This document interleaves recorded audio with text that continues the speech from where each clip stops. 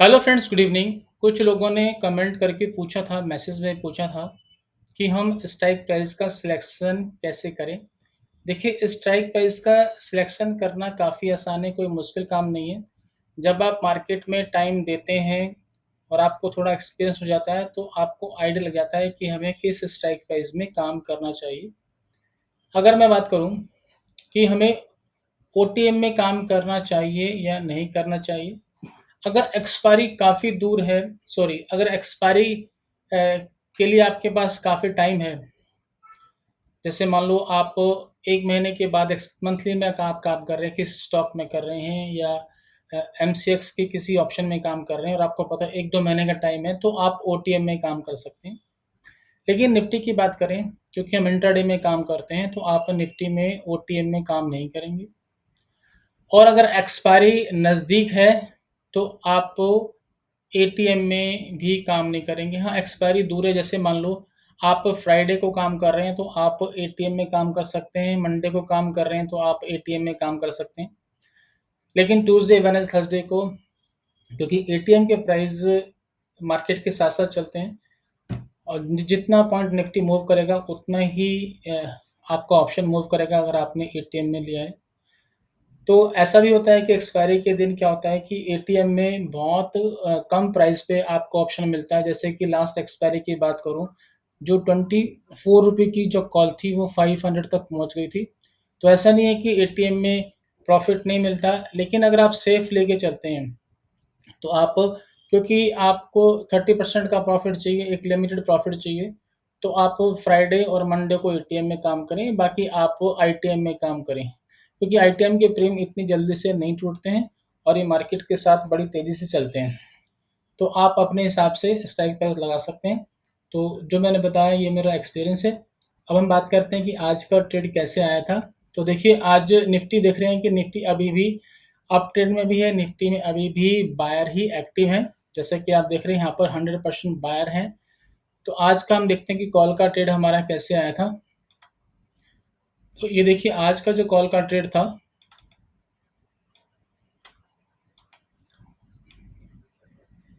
आप देखेंगे तो फर्स्ट ट्रेड हमें यहाँ पे मिला।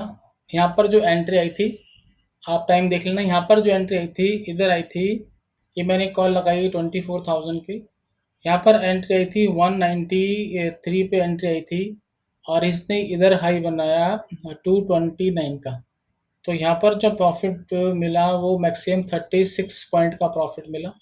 तो आप चाहें तो इतना प्रॉफिट, यानी 30 प्रॉफिट या 25 प्रॉफिट आप प्री डिसाइड कर लें कि मुझे इतना प्रॉफिट चाहिए हर ट्रेड में, तो इतना प्रॉफिट आप लेके निकल सकते हैं। और जैसा कि मैंने आपको बताया कि अगर आप बड़े ट्रेड के लिए जाना चाहते हैं, क्योंकि कई कई बार क्या होता है कि मार्केट वन साइड चलती है, वन साइड, जैसे कि लास्ट थर्सडे हुआ था, तो पता नहीं लगता कि मार्केट कितना मूव करेगी। तो इसमें थोड़ा रिस्क भी है, हो सकता है कि आपका ये प्रॉफिट निकल जाए। जैसे कि इसकी बात करें, यहाँ पे फिर जब सेल आया, तो यहाँ पर तो आपको एग्जिट करना ही करना है। तो यहाँ पर आप एग्जिट करते 189 पे आप एग्जिट करते, तो यानी कि यहाँ पर फिर आपको 4 पॉइंट्स का लॉस होता अगर आप ये प्रॉफिट बुक नहीं करते 30 पॉइंट्स का। इसके बाद फिर हमें एक सिग्नल मिला, यहाँ पर आप देखेंगे तो फिर हमारी री एंट्री आई थी 226 पे और इधर हाई बनाया था 270 का। तो यहाँ पर इसने 44 पॉइंट्स का प्रॉफिट दिया, तो आपको 30 पॉइंट्स रखने हैं, तो 30 पॉइंट्स मिल गए। और फिर जब यहाँ पर आ गया, तो आपको यहाँ पर तो एग्जिट करना ही करना है। तो यानी कि आप यहाँ पे 235 पर फिर एग्जिट करते हैं। अगर आप होल्ड करते हैं कि प्रॉफिट, बड़े प्रॉफिट के लिए जाना है, अगर ये प्रॉफिट बुक नहीं करते, तो आपका प्रॉफिट कम हो जाता है, क्योंकि 26 पे लिया और यहाँ पे फिर आपने 35 पर, तो आपको फिर निकलना ही निकलना है। इसके बाद क्योंकि 2 ट्रेड हो गए हमारे और दोनों ट्रेड में हमें 30 पॉइंट्स तो मिले ही मिले। इसके बाद अगर हम बात करें कि थर्ड ट्रेड आप देखेंगे, तो यहाँ पर आया था, यहाँ पर फिर री एंट्री आई थी, ये आई थी 235 पर एंट्री आई थी और ये सिर्फ 246 ही गया, यानी सिर्फ 11 पॉइंट गया और ये फिर मार्केट यहाँ से रिवर्स हो गई। यहाँ पर तो फिर आपको निकलना ही है, निकलना। और ये फिर आप यहाँ पर निकलते 218 पे निकलते, यानी कि फिर आपके यहाँ पे 17 पॉइंट्स चले जाते हैं, क्योंकि मार्केट है। आपको, अगर आपका स्टॉप लॉस होता है, तो आपको अपना स्टॉप लॉस करना है, क्योंकि मार्केट हमारे हिसाब से नहीं चलेगी, हम मार्केट के साथ-साथ चलेंगे, मार्केट के हिसाब से चलेंगे। अगर आप यहाँ पर स्टॉप लॉस नहीं करते, तो फिर ये आप देखेंगे कि यहाँ पर ये 180 के आसपास आ गया था, यानी कि आपका फिर लॉस बढ़ जाता है और 200 पे तो ये फिर ये क्लोज हुआ 200 पे। तो इस तरह से अपने स्टडी को आप स्ट्रिक्टली फॉलो करेंगे, यानी कि अगर यहाँ पर आपके 17 पॉइंट चले गए तो आपने दो ट्रेड में 30+30 ऑलरेडी बुक कर चुके हैं, तो 60 पॉइंट्स आपको मिले और इसमें 17 आप माइनस कर देंगे, तब भी आप 43 पॉइंट्स आप फिर भी प्रॉफिट में हैं और 75 से आप इनसे इंटू कर लें, तब भी आप देखेंगे तो 3000 से ज़्यादा का प्रॉफिट आपको फिर भी इंट्राडे में मिला आज। तो इस तरह से ये सिस्टम बहुत एक्यूरेटली काम करता है। और किसी ने मुझसे पूछा था कि आज मैं M6 क्रूड का चार्ट एक बार दिखा दूं, तो M6 को हम करते हैं 15 मिनट के टाइम फ्रेम में। तो जैसे कि देख रहे हैं कि क्रूड ऑयल में यहाँ पर आप देखेंगे तो यहाँ पर क्रूड में बाइंग चल रही है, 100% बायर है। ये कल लास्ट जो कैंडल बनी यहाँ पर बाय देके गया था, लेकिन यहाँ इसने वीवैप के ऊपर बंद नहीं किया था, थोड़ा सा ऊपर मार्केट ओपन हुई और यहाँ पर इसने वीवैप के ऊपर बंद किया, तो यहाँ पर आपकी एंट्री आई थी और ये एंट्री आई थी आपकी, ये एंट्री आई थी 5369 पे। तो 5369 पे ये आपकी एंट्री थी और यहाँ पर इसने फिर हाई इधर लगाया था, इधर 35 का, इधर बनाया 5435 का, और यहाँ पर जब सेल आ गया तो फिर आपको यहाँ पर एग्जिट करना ही करना है। आप देखेंगे यहाँ पे सेल आया हुआ है, तो यहाँ पर आपने एग्जिट करना, मैं दिखाता हूँ, ये फिर आपने यहाँ पे एग्जिट करना है।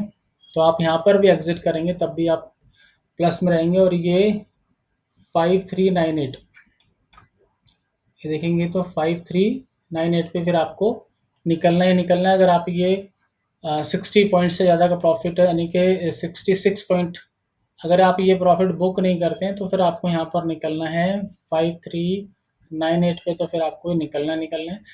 और अब आप देखेंगे तो हमें सेकेंड ट्रेड हमें फिर मिल गया। अब अभी आप देखेंगे तो यहाँ पर ये बाई का सिग्नल आया है और इसने भी आपके ऊपर भी क्लोज किया है, यानी क्रॉस करते हुए। तो अब देखते हैं कितना ऊपर जाता है। तो इस तरह से कई लोग पूछते हैं कि गोल्ड में, इंटरनेशनल गोल्ड में चार्ट दिखाऊं, तो ये सभी मार्केट में काम करता है और सभी मार्केट में ट्रेड करने का तरीका सेम है। और मैंने आपको पहले ही बताया कि आप जिस टाइम फ्रेम में करेंगे उसी टाइम फ्रेम का आपको बायर देखना है या सेलर देखना है कि इसमें बायर एक्टिव है या सेल एक्टिव है। जिस टाइम फ्रेम में आप काम करेंगे आपको उसी टाइम फ्रेम का देखना है। तो इस तरह से सिस्टम बहुत एक्यूरेटली काम करता है, इंटरडे में बहुत अच्छा है और बहुत अच्छा डेली प्रॉफिट मिलता है। इन केस किसी दिन लॉस होता है तो बहुत छोटा नॉमिनल लॉस होता है, ना के बराबर। जैसे अगर मैं बात करूं तो उसको मैं 1.5-2 महीने से यूज़ कर रहा हूं और अभी तक कोई लॉस नहीं है। छोटा मोटा लॉस का भी होता है, तो ये भी पार्ट है स्टडी का, मतलब ट्रेडिंग का पार्ट है, कि ऐसा नहीं होता कि कोई भी सिस्टम 100% चलता है। लेकिन आपको किसी भी सिस्टम को अगर आप फॉलो करते हैं तो आप स्ट्रिक्टली फॉलो करेंगे। एसएल है तो आपने एसएल करना है, इमोशन को बिल्कुल भी अंदर नहीं लाना है। Thanks for watching.